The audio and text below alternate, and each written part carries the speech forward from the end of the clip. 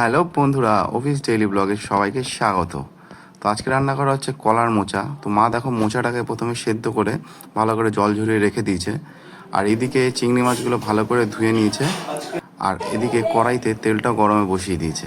তো তেলটা গরমে বসিয়ে মা কী করলো, চিংড়ি মাছগুলোতে অল্প নুন হলুদ দিয়ে ভালো করে মেখে নিচ্ছিল। তো মেখে নিয়ে কী করলো, এই যে মাখা যখন হয়ে গেল আস্তে আস্তে সেটা দিয়ে দিল তেলে।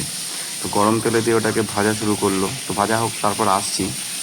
তো এইদিকে মোটামুটি চিংড়ি মাছ ভাজা কমপ্লিট হয়ে গেছে। মা কড়াইতে আরেকটু তেল দিয়ে দিল। তো তেল দিয়ে এর মধ্যে কিছু ফোড়ন দিতে হয়, তো মা যার জন্য ওর মধ্যে দিয়ে দিল শুকনো লঙ্কা, তারপরে দিয়ে দিল জিরে। তো জিরে শুকনো লঙ্কা ফোড়ন দিয়ে তার মধ্যে মা দেবে আলু, কারণ আজকে মোচাটা আলু দিয়ে করা হচ্ছে। তো এদিকে আলুগুলো দিয়ে দেওয়া হলো। তো আলুটা দিয়ে মা আস্তে আস্তে ভাজা শুরু করলো। তো আলুটা একদম লাল লাল করে ভেজে নেওয়া হবে। তো আলুটা ভাজা হোক, তারপরে আবার আসছি। তো ততক্ষণে তোমরা সাথে থাকো। তো দেখো এদিকে আলুগুলো লাল লাল করে ভাজাও হয়ে গেছে। মায়ের মধ্যে দিয়ে দিচ্ছে কিছু মশলা, যেমন আদা বাটা দিয়ে দিল। তো একে একে ধনের গুঁড়ো, জিরের গুঁড়ো, তারপরে এদিকে তোমার হলুদ গুঁড়ো। তো এই সব দিয়ে কী করলো, একটু ভালো করে মশলাটাকে নাড়িয়ে নিল। তো আলুটা মোটামুটি ভালো করে সেদ্ধ করতে হবে, কারণ মোচা দিয়ে বেশিক্ষণ নাড়ানো যাবে না। তো আলুটা দিয়ে ভালো করে সেদ্ধ করা হয়ে গেছে অলরেডি। তো এদিকে আলুটা সেদ্ধ হয়ে এসছে।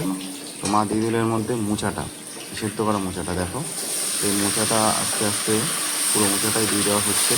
তো পুরো মোচাটা দিয়ে এবার আলু সব কিছু দিয়ে ভালো করে নিয়ে নেওয়া হচ্ছে। তো এটা বেশ কিছুক্ষণ নাড়া হোক। তো নাড়তে নাড়তে দেখো আস্তে আস্তে কালারটাও চেঞ্জ হয়ে যাবে। মোচার কালারটা একটু তো কিছুক্ষণ রাখতে হবে। তো আস্তে আস্তে কালারটা চেঞ্জ হয়ে গেল। দেখো এর মধ্যে দিয়ে দেওয়া হলো একটু চিনির গুঁড়ো। তো চিনি দিয়ে তার মধ্যে এদিকে শিলপাটায় বেটে নেওয়া হচ্ছে লঙ্কাগুলো, কাঁচা লঙ্কা। তো লঙ্কাটা বাটাও হয়ে গেছে। তো এবার দিয়ে দেওয়া হচ্ছে সেই লঙ্কা বাটাটা।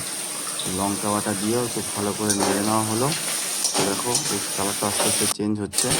তো দেখো ফাইনালি মোচার কালারটা অনেকটাই চেঞ্জ হয়ে গেছে। মোচাটা আমাদের প্রায় হয়েই এসছে। এবার দিয়ে দেওয়া হবে ওপর থেকে চিংড়ি মাছগুলো। তখন যে ভাজা চিংড়িগুলো ছিল, সেই চিংড়িগুলো আস্তে আস্তে সব দিয়ে দেওয়া হলো। সব মিলিয়ে মোটামুটি মোচাটা কমপ্লিট।